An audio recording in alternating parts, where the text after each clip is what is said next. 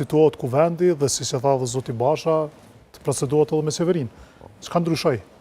Ndryshoj mendoj që Albi Kurti dhe vetëvendosja e kanë arrit që të shkohet vitin e kaluar 2 herë në zgjedhje dhe t'i marrin atë numrin të cilin e kishin pretenduar qysh në shkort, ku kërkonin mbi 500.000 vota, dhe kjo zgjedhja e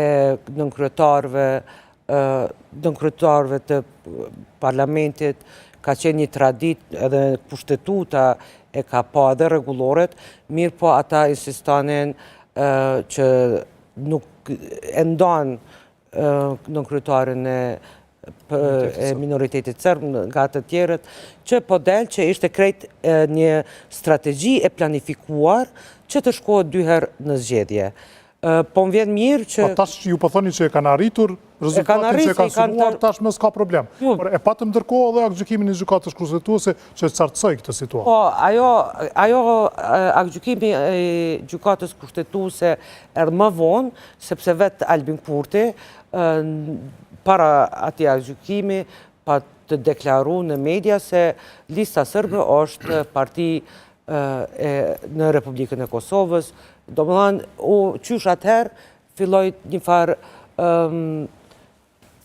relativizimi i të fjalëqit Lista Serbe, edhe pse vazhdoi për shembull në KQZ, ku u mundua prap nga përfaqësuesit e vetëvendosjes që nuk u votua, pastaj edhe parti tjera. Por dje u certifikua. Po, dje u certifikua sepse ajo është ditë se në momentin kur shkon në BZAP, ajo kthehet edhe bëhet. Domethënë,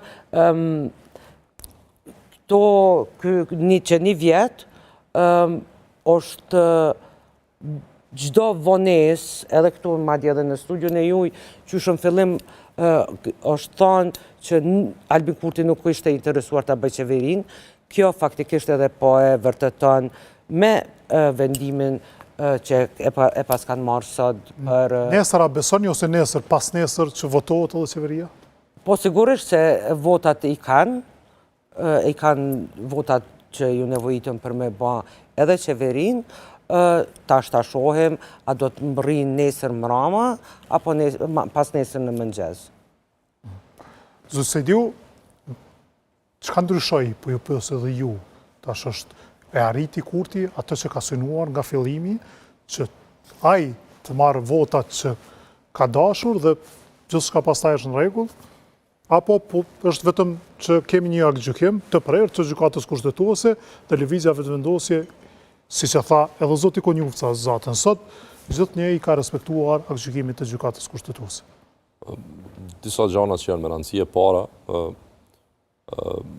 nuk ka pas mundësi për me u zgjatë themelimi institucioneve mas certifikimit. Domethënë kjo është një diçka në çështje ditësh, nuk